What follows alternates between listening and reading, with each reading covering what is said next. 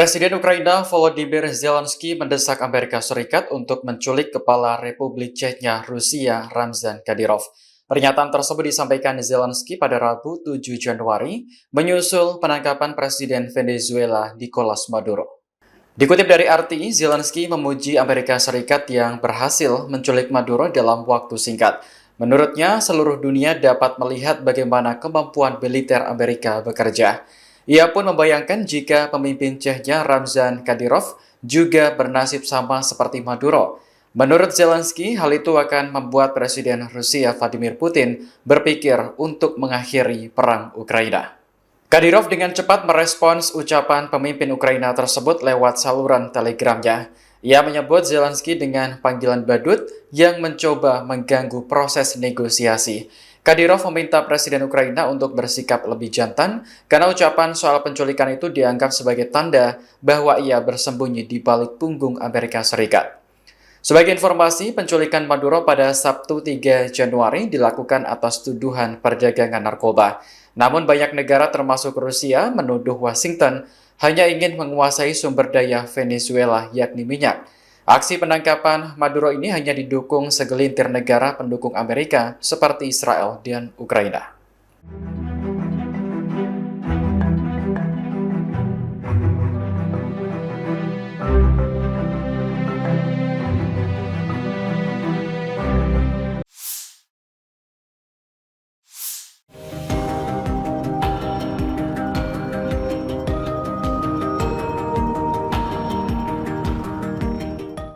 Gebrakan baru dua negara anggota NATO, Prancis dan Inggris dinilai dapat memicu ancaman Perang Dunia Ketiga.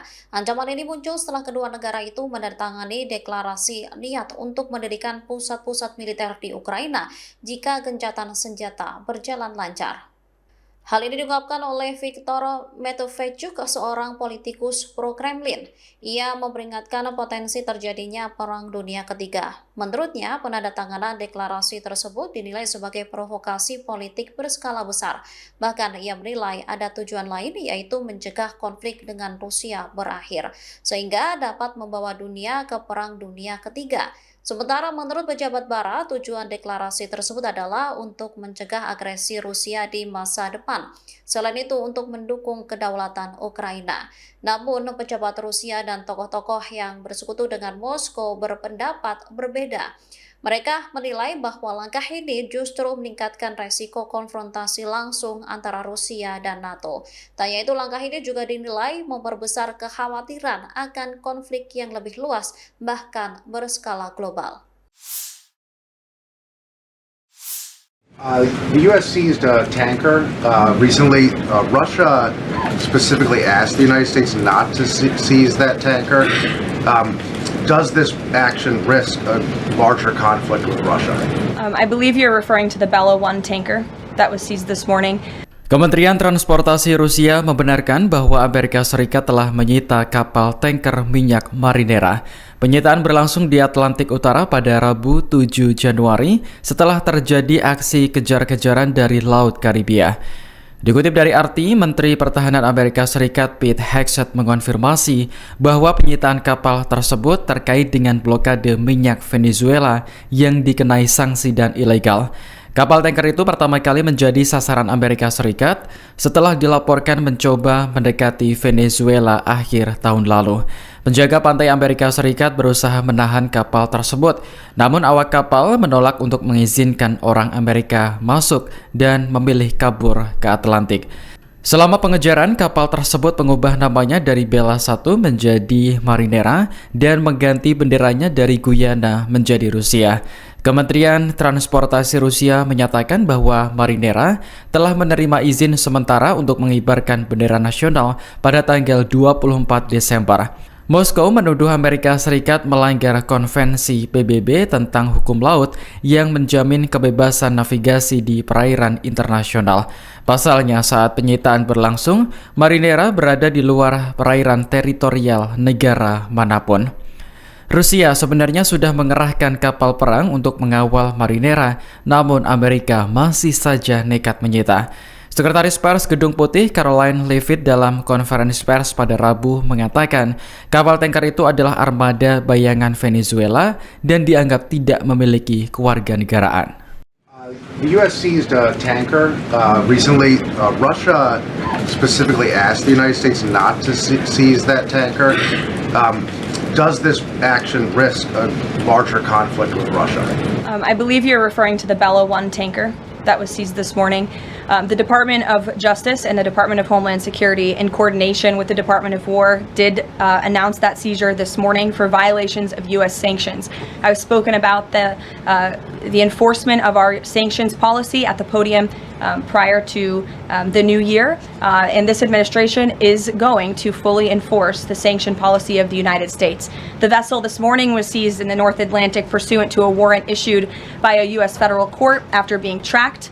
And this was a Venezuelan shadow fleet vessel that has transported sanctioned oil. And the United States of America, under this president, is not going to tolerate that. I would also just add the vessel had a judicial seizure order, and the crew, so that means the crew is now subject to prosecution for any applicable violation of federal law, and they will be brought to the United States for such prosecution if necessary.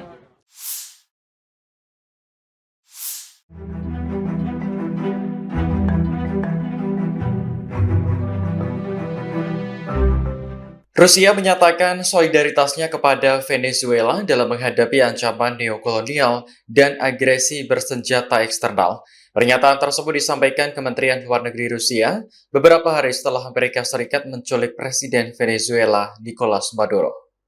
Dalam keterangan resminya pada Selasa, Rusia menyambut baik penunjukan Delcy Rodriguez sebagai Presiden sementara Venezuela. Moskow menggambarkan langkah tersebut sebagai tekad kuat Caracas untuk menjamin persatuan dan mengurangi risiko krisis konstitusional. Rusia juga menegaskan kembali solidaritas yang tak tergoyahkan dengan rakyat dan pemerintah Venezuela. Oleh karena itu, Moskow siap memberikan semua dukungan yang diperlukan kepada negara Amerika Latin tersebut. Sebelumnya, Rusia dan sejumlah negara lain termasuk China menyerukan Amerika Serikat untuk membebaskan Maduro. Duta Besar Rusia untuk PBB, Vasily Nebenzia, menggambarkan tindakan Washington di Venezuela sebagai perampokan internasional. Menurutnya, Amerika hanya ingin untuk mendapatkan kendali tidak terbatas atas minyak. Sementara itu, pemerintahan Presiden Donald Trump bersikeras penangkapan Maduro terkait perdagangan narkoba.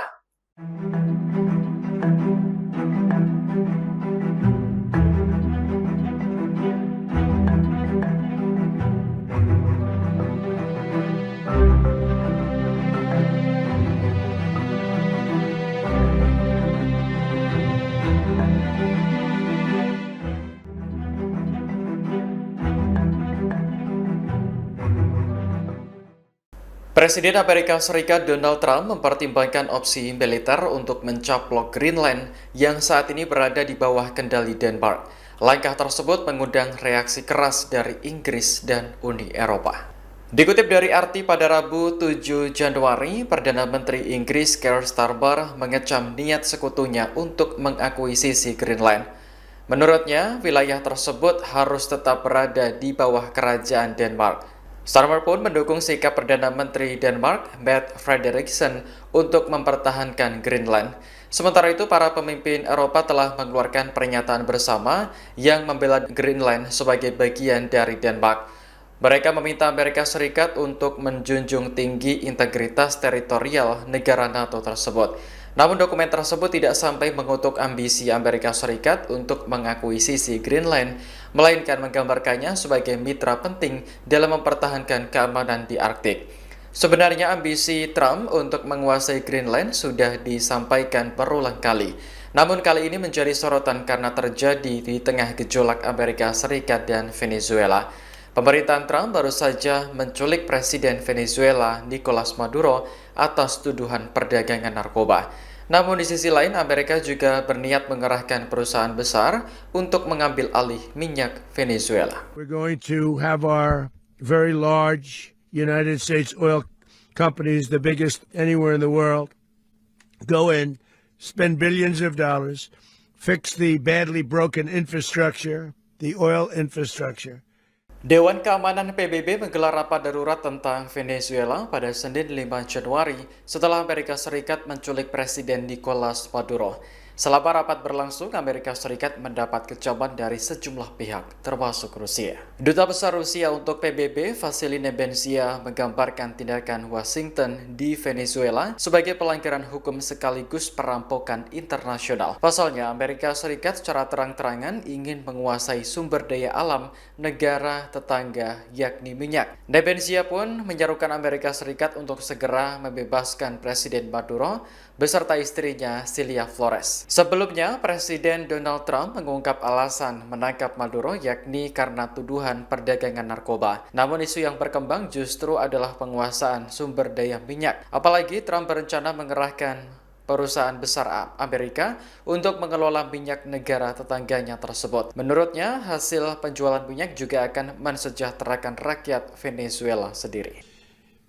We're going to run the country until such time as we can do a safe, proper, and judicious transition. So we don't want to be involved with having somebody else get in and we have the same situation that we had for the last long period of years. So we are going to run the country until such time as we can do a safe, proper, and judicious transition. And it has to be judicious because that's what we're all about. We want peace, liberty, and justice for the great people of Venezuela, and that includes many from Venezuela that are now living in the United States and want to go back to their country. It's their homeland. We can't take a chance that somebody else takes over Venezuela that doesn't have the good of the Venezuelan people in mind. We've had decades of that. We're not going to let that happen. We're there now, and what people don't understand, but they understand as I say this, we're there now, but we're going to stay until such time as the proper transition can take place. So we're going to stay until such time as we're going to run it, essentially, until such time as a proper transition can take place. As everyone knows, the oil business in Venezuela has been a bust, a total bust, for a long period of time. They were pumping almost nothing by comparison to what they could have been pumping and what could have taken place. We're going to have our very large United States oil companies, the biggest anywhere in the world, go in, spend billions of dollars, fix the badly broken infrastructure, the oil infrastructure, and start making money for the country. And we are ready to stage a second and much larger attack if we need to do so. So we were prepared to do a second wave if we needed to do so. We actually assumed that a second wave would be necessary, but now it's probably not. The first wave, if you'd like to call it that, the first attack was so successful, we probably don't have to do a second, but we're prepared to do a second wave, a much bigger wave, actually.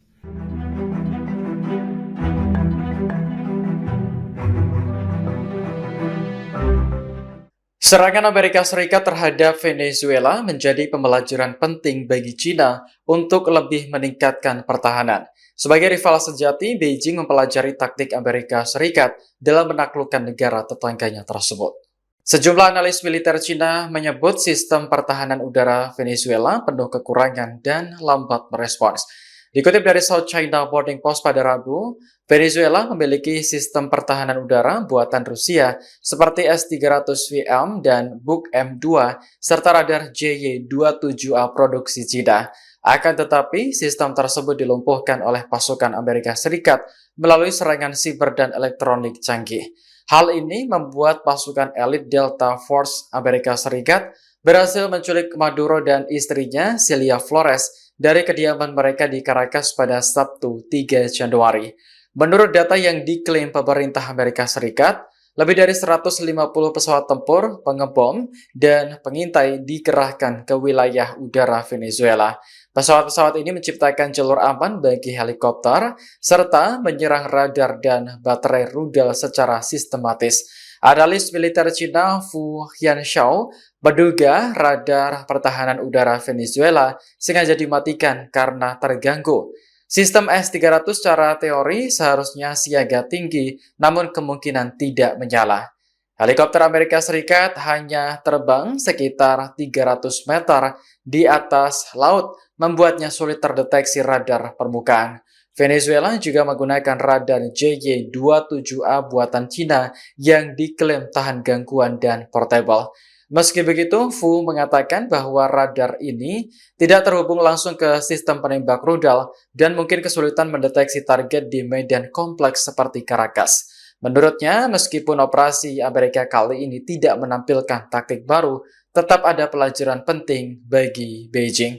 Hal senada juga disampaikan Li Wei, pakar anti-terorisme di Institut Hubungan Internasional Kontemporer Cina. Ia menyebut meskipun keamanan dalam negeri Cina tergolong ketat, kewaspadaan tetap harus ditingkatkan.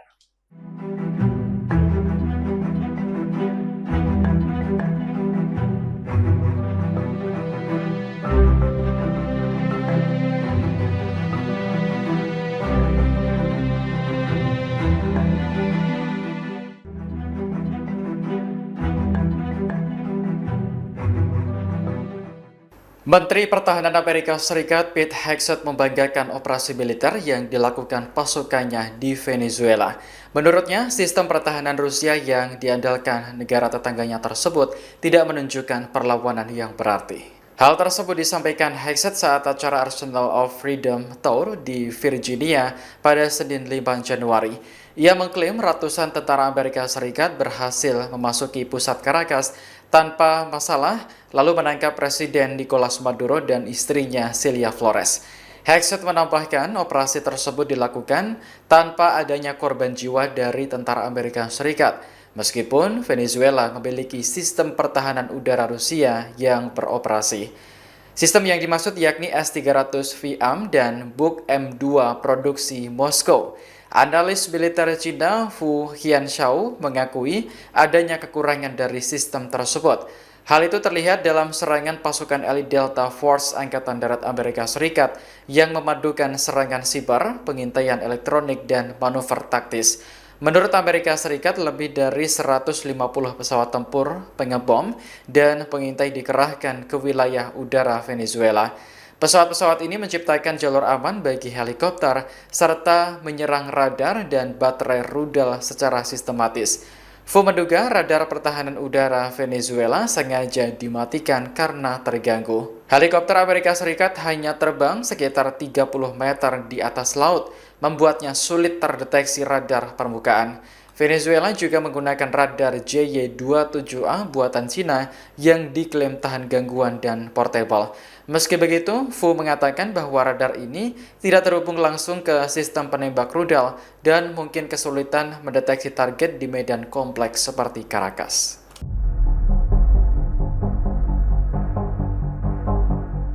Sejumlah analis militer Cina menyebut sistem pertahanan Venezuela penuh kekurangan dan lambat merespons ketika mendapat serangan dari Amerika Serikat. Selama ini, Venezuela mengandalkan sistem pertahanan udara buatan Rusia seperti S-300 VM dan Buk M2 serta radar JY-27A produksi Cina. Analis militer Cina Fu Yanshao mengakui adanya kekurangan dari sistem tersebut.